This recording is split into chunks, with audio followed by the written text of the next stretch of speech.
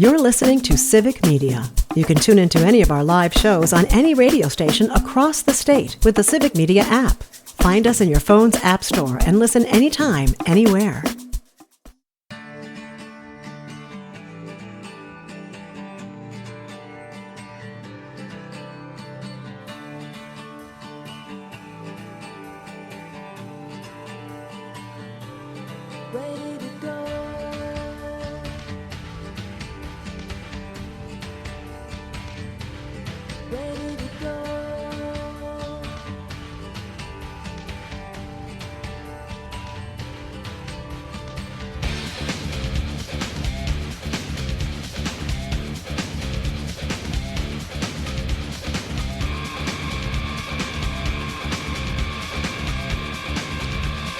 Good morning.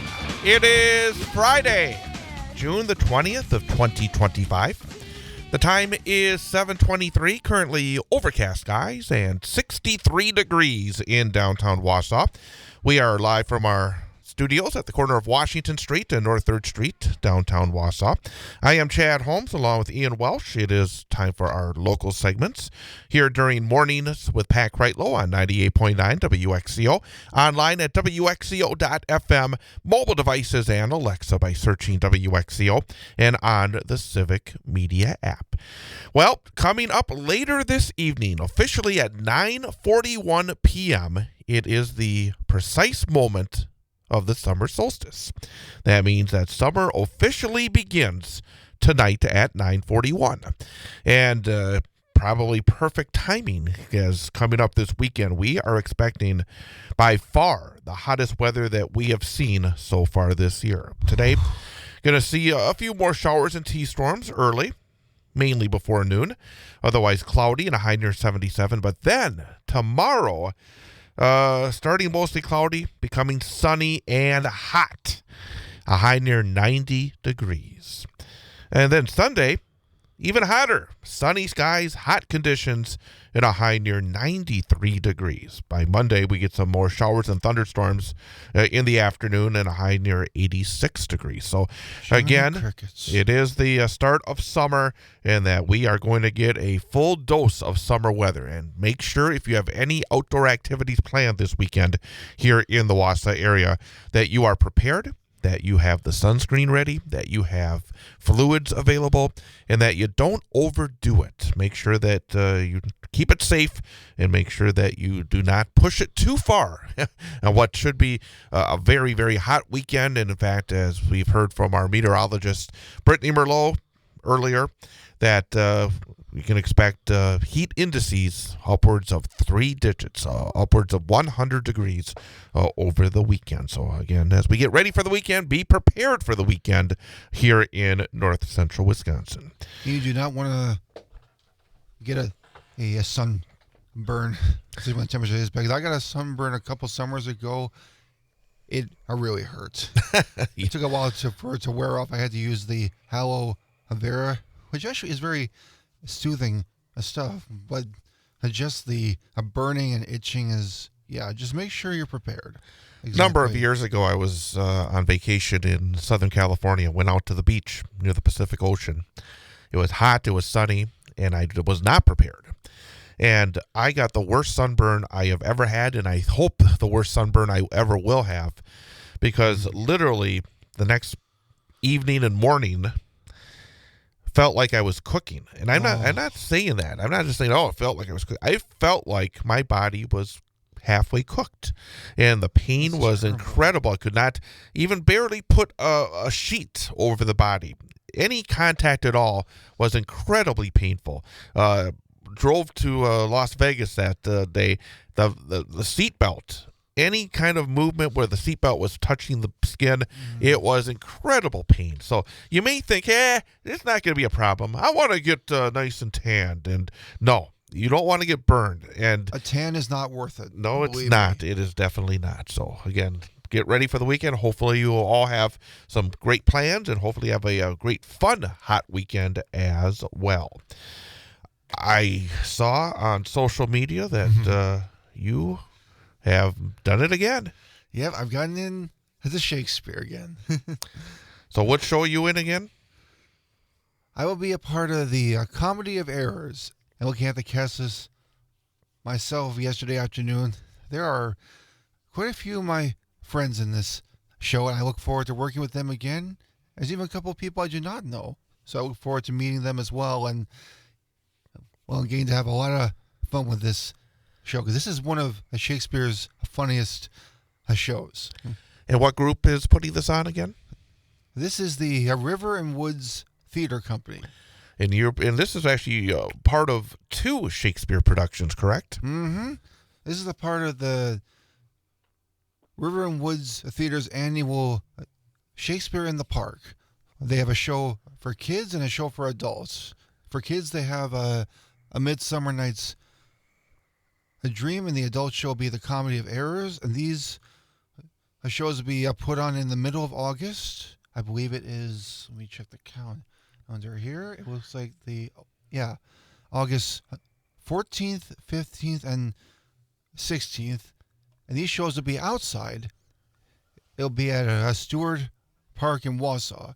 And the kids' show will be in the afternoon about 2 o'clock. And then the Comedy of Errors will be in the evening. I think 6 or 7. I'll have to double check on that. But hopefully the weather is nice. But Stewart Park is a really fun venue, and I had a lot of fun doing the Taming of the Shrew last summer at Shakespeare in the Park. I have no doubt that this show is going to be just as fun. And what part are you playing in Comedy of Errors? Well, I have 3 parts, actually. Oh. I play the role of a Balthazar, I play the role of a Dr. Pinch, and I play the role of a merchant.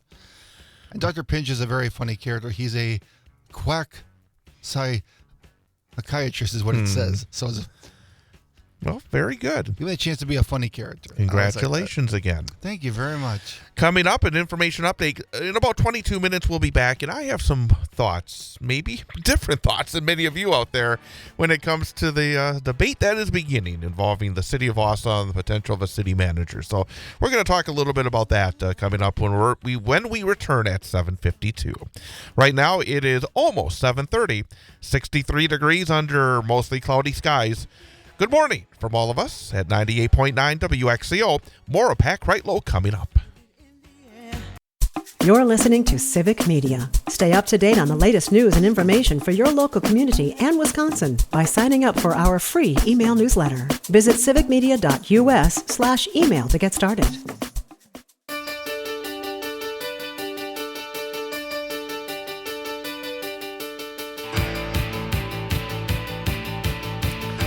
And welcome back. It is Mornings with Pat Kreitlow on 98.9 WXCO.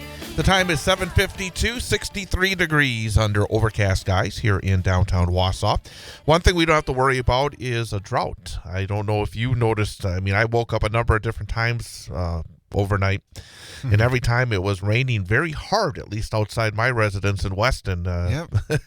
I don't know exactly how much rain we got overnight, but it felt like we got a lot. At least it sounded like we got a lot. My mom didn't have to worry about watering her plants recently. I don't think she will. So a lot of rain overnight and heading towards a very hot weekend. But one of the stories that has been big here in Wausau over the past week or so is the continuing discussion when it comes to the potential of a city manager. Just to recap what we have seen, about a week ago, Shireen Seward in the Wausau Pilot and Review, WausauPilotandReview.com, put out an editorial advocating for a city manager. And then earlier this week, Mayor Doug Diny of Wausau sent a letter to the editor of the Wausau Pilot and Review saying, yeah, I agree with that wholeheartedly. The Pilot also did a very, very, very unscientific survey. And again, I found it to be less than useless, to be honest with you. If you're going to make these kind of surveys, you cannot just be putting out these unscientific surveys on such an important issue that said overwhelmingly people wanted a system that went away from the mayor to the city manager. I want to discuss this just a little bit. We're seeing now a little bit of pushback to different voices, including Council President Lisa Rasmussen talking about perhaps this is not the best way to go, and that again that there's a responsibility that is to the voters, not to the council, then to hire a city manager. And then what are some of the problems of that form of government as well? I wanted to just make a couple of points on what I believe, and frankly, I don't want it to be a case where I'm out here again just saying, hey, this is the right way, this is the wrong way. In fact, yesterday at the end of my conversation with Pat Kreitlow, as I joined him in the early part of the 8 o'clock hour on Tuesdays and Thursdays, I asked Pat, I said, what do you think of this idea that we have these members of the media? And I, of course, am one of these members of the media that put out these broad statements saying, hey, this is something that should be done, and then driving the conversation. And I think anybody that's been listening to this radio station or the Civic Media Radio Network recently, in the aftermath of Dan Schaefer putting out his editorial, his opinion piece on the recombobulation area that calls for Tony Evers not to run for governor again, that we've heard a lot from Dan. We've heard a lot in breaks with his recombobulation minutes about Dan Schaefer thinks that Tony Evers should not run. And it just continues now to snowball where it becomes the conversation piece on a number of programs on this network. And that then becomes the conversation piece, I think, even outside this network. And then you have Shireen, who has every right to make an editorial, and she put it out there in that form that advocates for the city manager form of government, and it starts this conversation with the mayor then jumping in and continuing along this line. I would like to put it in a different perspective of trying to get the information out there. And yes, I may have an opinion on it, but I don't want it to be the driving force behind it. I want to give a little history on this idea of government being bad. And I think that's the underlying factor here in this discussion concerning the Wausau form of government. That somehow we have right now within the city of Wausau a lot of dysfunction when it comes to the mayor's office and its relationship with the city council, and just generally that there's a feeling that there's too much dysfunction and that government is not working right now well for the people. Going back now 45 years, which is hard to believe, 45 years back to 1980, the presidential campaign of 1980, you had a candidate named Ronald Reagan who would come out and say that government is not your friend, and that some of the worst words you could ever hear from somebody who knocked at your door is, I'm from the government and I'm here to help. That basically Ronald Reagan started this tradition that has continued to this very day from those on the right, conservative movement in this country, that less government or no government is the best government, that government does not work. And what we have seen over the past 4.5 decades is Republicans trying to prove their point by being very poor stewards of public positions. We have seen some, I would call, some of the worst leadership when it comes to presidential leadership with George W. Bush and Donald Trump, the last two Republican presidents who are, I would say, patently unqualified for the position. And then you have, in the last year, Doug Diny, since he began his term as mayor of Wausau, having all sorts of difficulties, and I think stepping onto a rake, the old adage, you step on a rake and it hits you in the head. Yep. Basically, Cartoon violence 101. Well, the mayor and his relationship and his self-inflicted wounds, such as hauling away a drop box and some of these vetoes and some of the just leadership issues, I would say, within City Hall. Well, hey, yeah, things aren't working well. Let's go to a city manager form of government. There are aspects of a city manager form of government that's wrong as well. But also the idea that bottom line is the voters have a responsibility as well. The idea that we're going to take away from the voters the idea of electing their chief executive. Do you either believe in the system or you don't believe in the system? I still tend to believe that, hey, the voters ultimately should be the ones that make this decision. I mean, if to take it to I would call it a ridiculous level, should the United States Congress elect a national manager? Get rid of the president, because we've had some presidents that have not done a great job. I don't think that most people would say that's the right way to go. It would be an interesting conversation for sure. I want to continue to discuss this coming up in just about 22 minutes because there's still more to say. But a few, I think, thoughts from the other side of this debate, which we're going to have, I think, now over the next weeks and months. And then this discussion has started, so we're going to have this discussion. But with Ian Welsh, I am Chad Holmes. We will be back at 8:22 for another local segment. But coming up after the information update, more Pat Kreitlow here on 98.9 WXCO.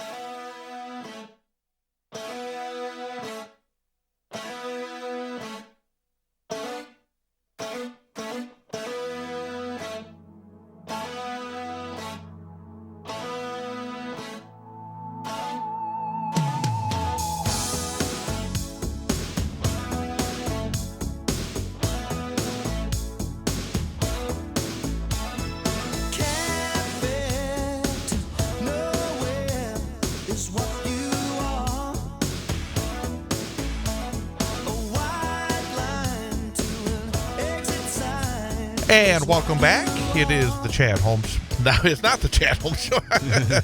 fell into a bad habit. It is Mornings with Pat Kreitlow here on 98.9 WXCO, online at WXCO.FM, mobile devices, and Alexa by searching WXCO and the Civic Media app. With Ian Welsh, I am Chad Holmes, and of course, at the end of the program, we will have our number for the day quiz. We will give Ian a chance to make it 4 out of 5 for this week. Yeah. I mean, tell you, it's like you've been hot and cold. But we will give you the topic here in just a few minutes. So stick around for that. I want to just talk a little bit more about, again, this big issue that has come bubbling to the surface here in the city of Wausau over the past week concerning the proposal from first Shireen Seward in the Wausau Pilot and then endorsed by Doug Diny of a city manager model for the city of Wausau. And we've had, some positive feel from those folks, but there's also been some people that have said, let's take a step back here. Let's make sure that before we start going downhill towards a big change, and one of which is Lisa Rasmussen, the city council president here in the city of Wausau. She responded to the Wausau Pilot. In fact, you can get more on what Lisa Rasmussen said to the pilot by going to WausauPilotandReview.com. But she sent an email to respond to Shireen's original editorial and then the response from Mayor Diny. Rasmussen talked about the accountability, and I think it's a good point to be made concerning the accountability of a hired manager versus an elected mayor. And she said in the email to the pilot, either system of government can bring good or bad results. If you get the wrong person in either, there are problems. The difference is what needs to happen to correct it. Often hired managers or administrators serve at the pleasure of a council or board. Whoever that person is, they're vigilant in maintaining the favor of enough members that they are unlikely to be removed, leaving voters out of the process. An elected mayor can be removed by voters. Also, folks who are in favor of the city manager say, hey, if you got a bad mayor, you got to wait 4 years to remove him. I know there's a few folks right now who are thinking, oh, man, we got another 3 years before we can get a new mayor. But at the same time, and the idea is, hey, if you have a bad city manager, we can get rid of them at any time. However, there is a cost involved. If you get the wrong person involved as a city manager, they have contracts. You have to basically pay them off to go away. And then all of a sudden, it's sort of like having a bunch of head basketball coaches. Like when the Bucks had 3 different coaches they're paying at the same time. They had Mike Budenholzer, they fired him. Then they had Adrian Griffin, they fired him, and they brought Doc Rivers in. Those guys were all still under contract, and they're all still getting paid. You could have it go like that for a city manager as well. But so again, the idea that, hey, well, it's easy to remove them. It's not that easy to remove them. It's easier said than done. Exactly. So again, but I go back to, again, my belief in the system and the idea that we have a system that we have the voice, me, the members of a community, to vote. And the idea, because, well, we're having issues right now, and Rasmussen said as well, and she, in responding to the survey that was put out by the pilot, saying, well, a lot of people want to have the city manager form. Survey that didn't really count. Yeah, and she criticized the methodology. And she actually said something that kind of jumped out to me. She goes, well, what was lacking in the survey that brought this discussion was a balanced question that asked people whether they truly have the wrong system or if they have the wrong mayor. So, I mean, it's like... It's a fair point. I mean, if you have a bad mayor, it makes the system look bad. So, yeah. And... like you said, it's about accountability. And she got pretty strong going after the mayor in this email. She goes, Wausau deserves better because we're a city with great potential stagnating after one guy underestimated the job and lacks a working knowledge of rules that govern the work. See, I would agree with that. I think that Mayor Diny has underestimated the job because I think he was using that in his race with Katie Rosenberg, saying that, you know, she wasn't doing enough, and that, you know, on his first day in office, he would do all these changes and fix these problems instantly, and then he gets there, and then he ends up, you know, having a lot more to do, and then he makes the ballot box mistake, and then he's got all this pressure. It's like, you underestimated the job? You think? Well, he you would. think the mayor was going to be an easy job? Of course, he had complained that former Mayor Rosenberg was somebody that had basically, and I think the term was used, was outside her lane in terms of talking about moral issues. And I am a true believer that whether it's the president, whether it's the governor, whether it's a mayor, there is a moral aspect. Moral leadership is part of the job, and he was implying that no, it's about just, you know, doing the nuts and bolts of the job. Well, I would say that he's lacked not as simple as that. He's lacked in the moral leadership, and I think he's lacked in the nuts and bolts leadership as well. But the bottom line is, do we now blow up the system because we have a mayor that's at this point maybe proving that he's not up to the job? I don't know. We're gonna have that discussion apparently here in the city of Wausau. It's going to be, I would say, a very interesting discussion. Real quickly, your topic for the number for the day is hotels. Hotels. Yep, I'm heading for vacation. I'll be in a hotel, so help me a little bit. So we'll have a number involving hotels. So that's good. Coming up in about 22 minutes at 8:52 in our final segment. But back to Pat Kreitlow. He'll be talking to Mike Clemens about sports coming up after an information update. The time is 8:30 here on 98.9 WXCO. You're listening to Civic Media. Find the latest news, information, and archives of all your favorite shows on the Civic Media website, civicmedia.us.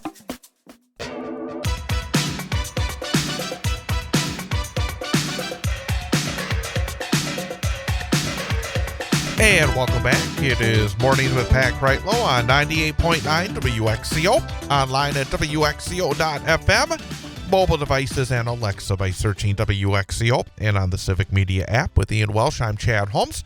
The sun has popped out here in downtown Wausau. We are live from our studios at the corner of Washington Street and North 3rd Street.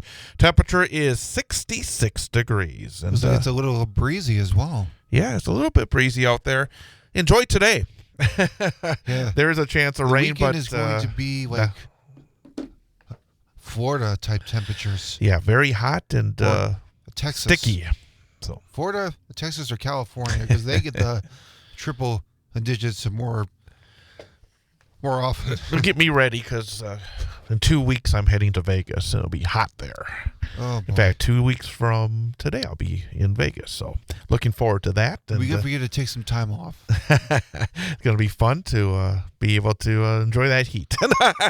But no, this weekend we are going to be hot, and again, make sure you stay safe out there. Don't overdo it. Don't get dehydrated. Don't do too much. Be ready for temperatures in the 90s and perhaps heat indices into the triple digits as well. Yeah. Yesterday, it was Juneteenth. It was a holiday. Juneteenth, the holiday that marks the end of slavery in the United States. It's been celebrated since 4 years ago on June 19th. Yeah. Joe Biden signed it into law. Yesterday, Yes, well, you say it's very important, and I say it's very important. You know who does not think it's very important? You know who? You know who. And his party? And Because yesterday, of course, it was the holiday. It went unmarked by the president. Yeah, he kind of said something around it, but not in a positive way. Oh, I don't. Because he never. Because he did not say anything about Juneteenth, but except he did make a post on his social media in which he said he wants to get rid of some of the non-working holidays. The timing was everything, too. It's like, Juneteenth, one of the non-working holidays.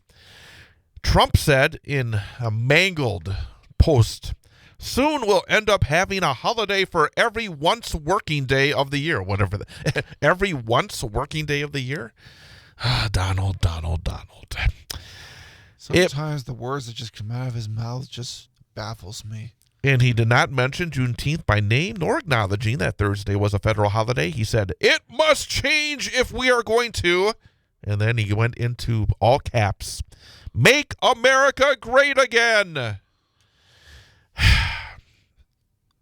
Still sticking with that mantra, I see. He is, I'm sorry, but we see it every day with what ICE is doing. We've seen it in his entire life. And we saw it again yesterday. His racist beliefs seep into his work as president of the United States. And that's wrong. And I think it needs to be called out. He would not. He did not sign a holiday proclamation, which the president often does on these kind of days. In the past week alone, Trump had issued proclamations commemorating Father's Day, Flag Day, National Flag Week, the 250th anniversary of the Battle of Bunker Hill, and none of which are among the 11 annual federal holidays. So, again, it's just, he's trying to advance his own causes. He insults critics and opponents on social media, and he chose the occasion of Juneteenth to float the idea of reducing the number of federal holidays. And you know the first one to go would be Juneteenth because of his racist beliefs. I mean, it's wrong on every level. Can't he for one moment just acknowledge others? Can he not for one moment acknowledge the importance of acknowledging these historical milestones in our country's history? Yeah. I mean, Juneteenth commemorates June 19th, 1865, the day when a Union general arrived in Galveston, Texas, nearly 2.5 years after President Lincoln signed the Emancipation Proclamation to finally inform enslaved African Americans that the Civil War had ended and that all enslaved people had been freed. That's what this is about. Mm-hmm. It is the youngest federal holiday enshrined into law in 2021 by Congress and then President Joe Biden. And Trump cannot undo it without an act of Congress. And again, I mean, this is a man, Trump. He has moved to purge DEI initiatives and sanitize and even erase references to black history. I'm talking about Jackie Robinson in recent months. Yeah. The evidence is there. I'm not throwing out claims willy-nilly. The man is a racist. Garbage out there. He's a racist. And it makes me upset. Yeah.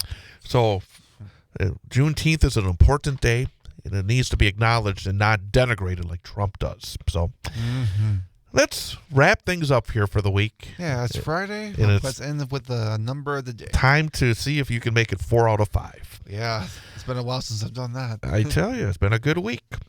All right, hotels. Hotels. Our number for the day is the average cost of a hotel room in the U.S. in 2024. So this is survey of 2024. Is this for average cost for one night in a hotel room in the U.S. in 2024? Okay, what are my choices? Your choices are $152, $172, $192. The average cost to stay at one night in a hotel in the United States in 2024. 152, 172, or 192. You know what? I'm going to say... Yeah, I'll go with my gut here. But my final answer, I'm going to say 172 is my final answer. I'm going to say 172 is the average cost. All right. The average cost of a hotel room in the U.S. in 2024, $152. Ooh. Hey, you still had a winning week. Yeah, 3 out of 5. Nothing wrong with that. That's a good week. We'll start up again on Monday. Absolutely. We'll be talking to Yi Leng Zhang coming up on Monday morning, so make sure you tune in for that in the first hour. Have a great weekend, everyone. Matt and Air on Air coming up next on WXCO. The national news cycle never stops, but it can be hard to find news about your local community. Civic Media is dedicated to providing quality local and state news coverage across Wisconsin. With the Civic Media app, you can get notifications about local stories that matter to you and your community. Find the free Civic Media app in your phone's app store and choose notifications from the menu to tell us what kind of news you want to hear about.